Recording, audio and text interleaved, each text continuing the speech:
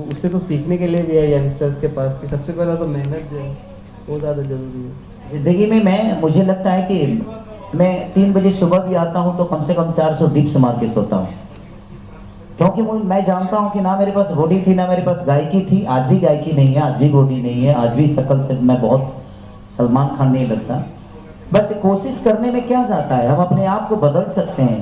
पहले मुझे लोग लौंडा समझते थे, आप लोगों के दिमाग में आजकल के जनरेशन में गे समझते हैं लोग, क्योंकि मैं साड़ी पहन के पहली बार मेरी जब एंट्री हुई थी इस दुनिया में, तो मैं साड़ी पहन के पहली बार एंटर किया था।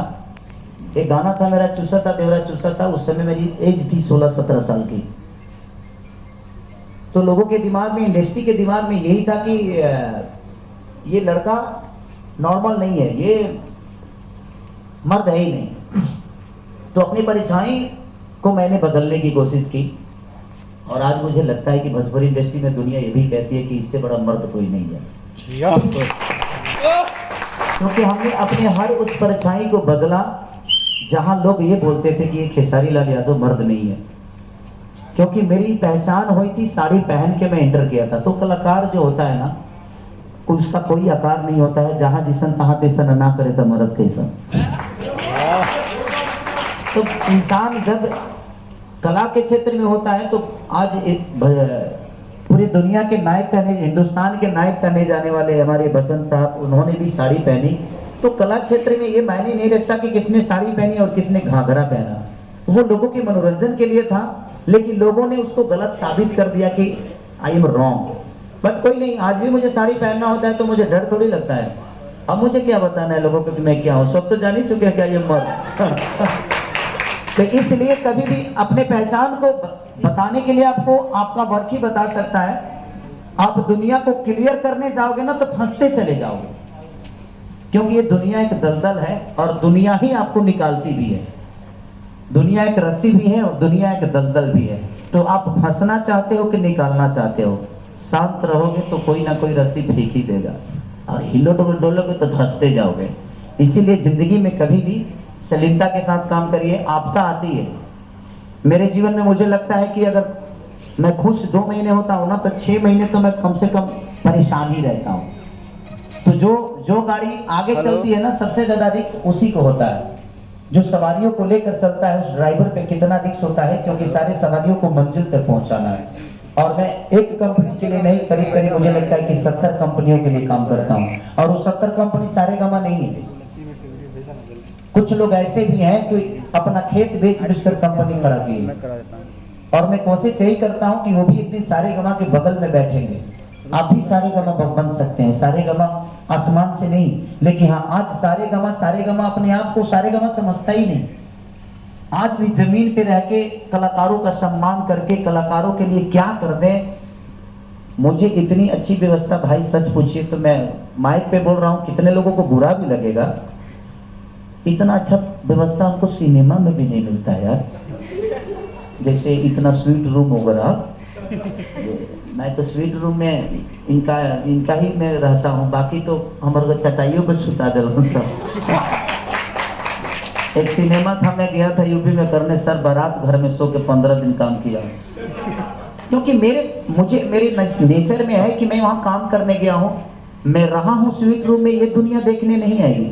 मैं काम कितना अच्छा किया हूँ ये दुनिया देखने आएगी। तो मैं उस चीजों पे ज्यादा फोकस नहीं करता, क्योंकि वो पर्दे के पीछे की चीज है। लेकिन जब भी बद्री झा मुझे बिजनेस क्लास का टिकट भी देते हैं, बोलना पड़ता है, और बोलता है आदमी की तरह, देख लीजिएगा 2-4 हज़ार ज्यादा लगता है, क्या फर्क पड़ता है, वो काट लीजिएगा मेरे हिसाब में से। लेकिन ये काटते नहीं है, ये ब्राह्मण कुल है, और ब्राह्मण कुल के हर आदमी को मैं सम्मान करता हूँ, क्योंकि मैं एक शिष्य भी ब्राह्मण का ही हूँ। तो कहीं ना कहीं इनके लिए मेरे मन में हमेशा एक सम्मान, और एक बड़े भाई की तरह। मैं कलाकार बाद में हूँ, पहले इनका छोटा भाई हूँ, तो जब भी मिलता हूँ तो पैर छूता हूँ इनका। ये क्या है नहीं पता मुझे, बट एक ब्राह्मण कुल के इंसान है, इसीलिए मैं इनका पैर छू के प्रणाम करता हूँ, तो मुझे ऊर्जा मिलती है कि नहीं यार मैं आशीर्वाद ले रहा हूँ। तो जिंदगी में कभी भी वो किस जाति से कौन आता है ये मायने मत रखिएगा, अगर वो आपसे बड़ा है तो उसका पैर जरूर छूइएगा। जानते हैं किसके हाथ में आपका कीर्तिमान लिखा है, किसी को पता नहीं। तो झुकने से बहुत कुछ मिलता है। अकड़ने से सिर्फ मौत मिलती है। तो कोशिश करिए कि झुक के अपने जीवन को बड़ा करिए, अपने माँ बाप का सम्मान करिए, अपने बड़ों का कद्र करिए। उससे बेहतर जीवन जीने का कोई जरिया नहीं है और उससे बड़ा हथियार कोई नहीं है। अगर 10 लोग आपको जान गए तो वही 10 20 को जलाएंगे, वही 20 30 को जलाएंगे, और ऐसे ही दुनिया में आप एक मिसाल कायम कर जाओगे। और दुनिया का सबसे बड़ा तरीका एक ही है कि खुद को बस डाउन टू अर्थ रखो। ये दुनिया का सबसे बड़ा हथियार है। Thank you. क्या बहुत जबरदस्त। तो हम लोग अब क्वेश्चन आंसर सेशन शुरू करते हैं। रंजन जी एक सेकंड मुझे भी ये लास्ट में ये बोलना था। बद्री सर बहुत अच्छे हैं। अरे बद्री सर बहुत ही ज़्यादा अच्छे हैं। बद्री सर का दिल बहुत अच्छा है। उन्होंने मुझे डांटा था कोई बात नहीं सर, मैंने पहली बार डांट के आई थी, तब से हम ज़्यादा बहुत अच्छे हो गए हैं। और मैंने बहुत अच्छे से एक्टिंग भी की थी उसके बाद। राइट, बद्री सर बहुत अच्छे हैं, कोई मत भूलिएगा। हार्ड होता। आप कोई सवाल करना चाहता है? हाँ सर, आपने इससे पहले बंगलिनिया सॉन्ग गाया था, आपको बंगाली लोग कैसे लगते हैं? भाई जहाँ हमारा बिजनेस होता है वहाँ सब लोग अच्छे लगते हैं। खेसारी भैया, सबसे पहले तो आपको नवरात्रि की हार्दिक शुभकामनाएं। अरे thank you so much bro. और आपका जो गाना है ये बंधु 3 दिन, ये गाना अभी पूरे भारत में ट्रेंडिंग नंबर 3 पे ट्रेंड कर रहा है, क्या कुछ कहना चाहिएगा? ये देखिए लोगों का प्यार है। मैं माइक में बोलूं? मुझे लगता है कि माइक में बोलूंगा तो शायद आपके कैमरे में उस चीजें साफ नहीं आएगी। आइए, ट्रेंडिंग में होना और नहीं होना ये मेरे लिए मायने नहीं रखता। मैं लोगों पे अपनी छवि और अपने संगीत का असर कितना छोड़ जाता हूँ ये मेरे लिए मायने रखता है। मैं व्यूवर के लिए काम नहीं करता कभी कि मेरा व्यूवर कितना आ गया, मेरे रील कितने बन गए, नहीं। मुझे लगता है कि मैं असर कितना कर गया। देखिए मेरे कहने का मतलब कोरोना काल में जान कितनी बची ये मायने रखता है, मरे कितने लोग ये मायने नहीं रखता है। हमें गिनती बचाने वाले की होनी चाहिए। तो हमारे संगीत से खुशी कितने लोगों को मिल रही है, मैं उसके लिए हमेशा काम करता हूँ। और एक चीज और कि मैं महीने के 20 गाने गाता हूँ। कितने लोगों का ये होता है कि यार इतना गाना क्यों गाते हो, इतना गाना। मैं 20 घर चलाने के लिए गाता हूँ, मैं अपना घर चलाने के लिए नहीं गाता हूँ। क्योंकि वो 20 कंपनियां होती हैं और उन 20 के साथ कहीं ना कहीं उनका परिवार जुड़ा होता है, इसलिए मुझे गाना पड़ता है, बाकी कोई बात नहीं। खेसारी जी, इतनी सारी बातें हो गई, पर सबसे पहले ये गाना हो जाए बंधु 3 दिन। कहाँ रही सुन लेने को कहते हैं तो हीरोइन ना गावे ले ना नो एकर गाला ठीक नहीं किया। ने बंधु 3 दिन तोरे बाड़ी के गलम देखा पे लंगड़ा बंधु 3 दिन इतने आता है, इससे ज्यादा ना। 2-4 लाइन हीरोइन भी है ना, तो उसका भी लाइन है, तो उसका लाइन हम नहीं जानते हैं कि हीरोइन का गला ठीक नहीं है। खेसारी भैया एक सिंगर भी हूँ मैं, जरूर। अरे ये गाती हैं, हाँ गुड, ये सिंगर हैं, ये एक्टर बाद में सिंगर पहने हैं।